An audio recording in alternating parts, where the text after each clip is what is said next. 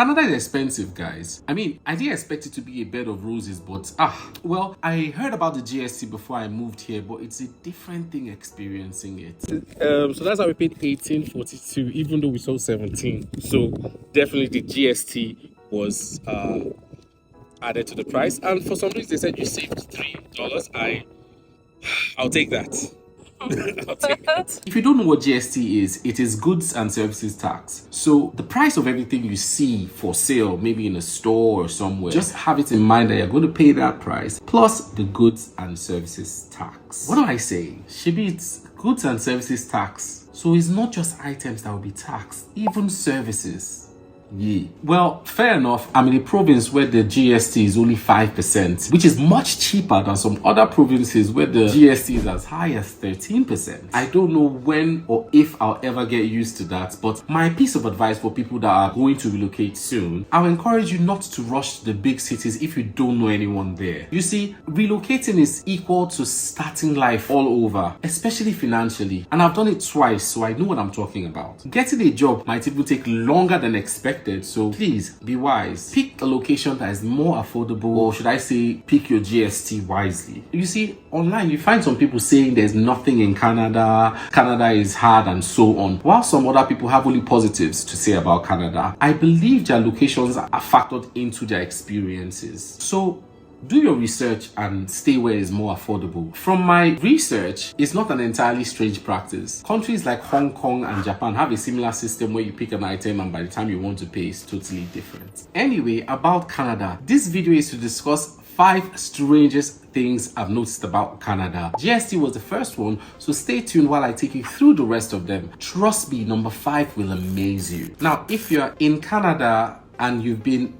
in Canada for at least a year, then I don't think the things in this list will amaze you, because these are things that, as much as the rest of the world may find quite strange, in Canada is very normal. But if you've not been here before, or if you're just new like me, then trust this JJC to tell you very strange things. And this is not all that Canada is cold or cannabis is legal kind of talk, because everyone knows Canada is cold. These are things that people have no clue about. So stay tuned. Please subscribe to the channel to stay updated about my life in Canada, and also to learn tips about relocating. It will keep us motivated, and it is absolutely free and easy to do. Plus, you may learn a thing or two here.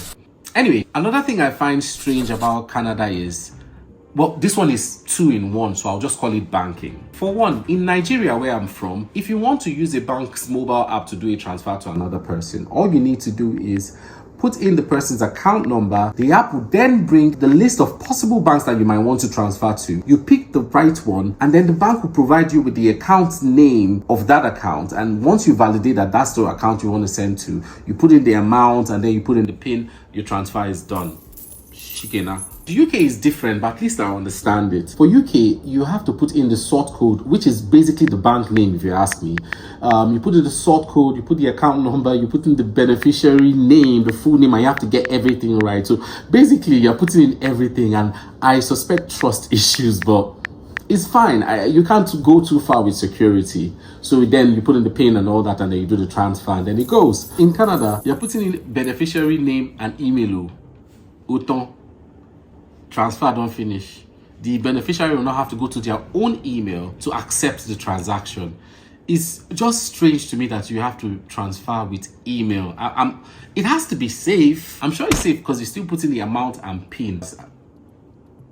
I don't know. But I'm sure it's safe. It has to be. Still on banking, I've never seen where credit cards are offered to you so easily. They're not checking your credit score, they're not checking your character, they're not checking if you're credit worthy. As soon as you come into the country, create an appointment, go to the bank, open the account, you find the banker asking you, so would you be taking a credit card today? I'm like, it's just too easy. In short, people choose what bank that they will open their account with based on the kind of credit or the amount on the credit card that the bank usually gives their customers. Even some supermarkets offer credit cards without background checks. I don't know, but it's either people here are naturally of good character or a lot of people are in debt, because this wolf is tempting. To carry this money now, go one club for Victoria Island, then go say investor don't show. This is the bottle depot place. this is a depot that everyone needs. And what happens here? I think it's a brilliant system designed to keep the streets clean while also encouraging a strong recycling culture. In Canada, recycling is taken seriously, and one way they ensure people participate is by offering cash incentives for returning empty cans, plastic bottles, and even some glass containers. These depots are government-approved collection centers where you can drop off your recyclables in exchange for small refund per item. The refund amount varies depending on the size and type of container, but it generally ranges from 5 to 25 cents per item. That may not seem like much, but when you save up many bottles, it adds up quickly. I think it's a decent tactic because, at the very least, it gives people a financial reason to think twice before tossing their trash instead of throwing them out. People collect them in big bags and return them for cash. Some people even make a small side hustle out of it, picking up bottles from public places or collecting from friends and neighbors. Another interesting part is that this system helps fund community initiatives. Many schools, charities, and sports teams organize bottle drives to raise money, encouraging people to donate their recyclables instead of throwing them away. So not only does this keep the environment clean, but it also helps local causes. The process itself is pretty simple. You walk into a depot, sort out your bottles by type, hand them over to the staff, and then they count them up and you receive a receipt for deposits, credits, and just like that, your recyclables are turned into extra dollars.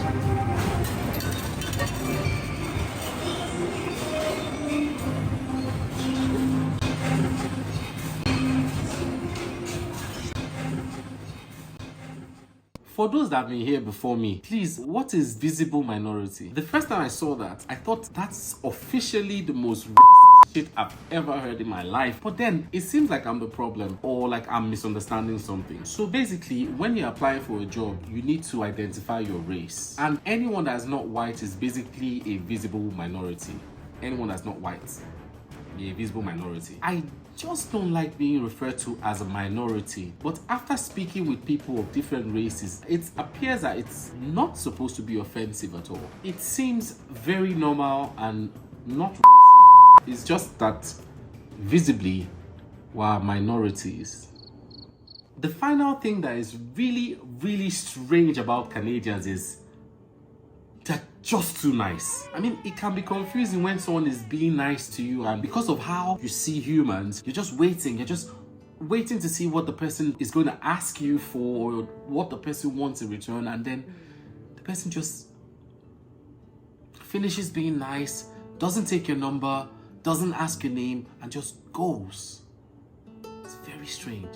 I have so many stories, but there's some I can't say because they know me and they might see this video and it's going to be awkward. But I have so many stories of they're just too nice. I don't get it. They're too nice. I don't get it.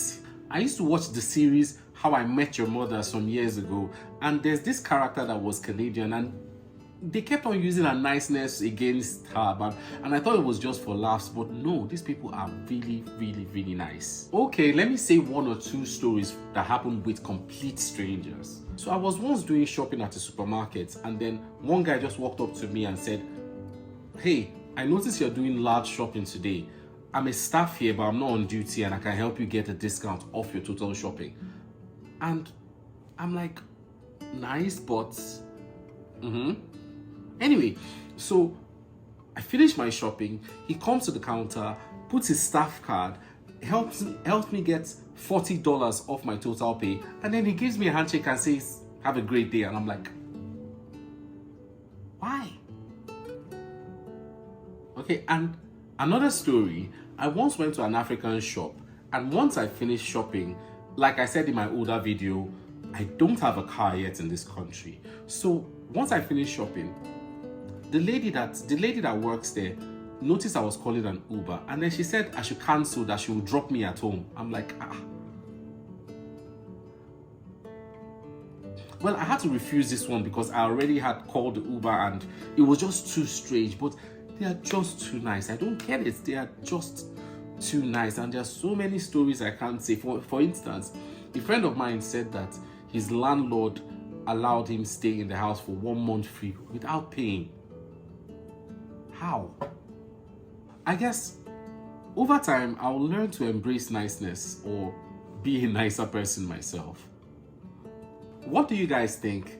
Anyways, please subscribe. Thanks for watching. Peace.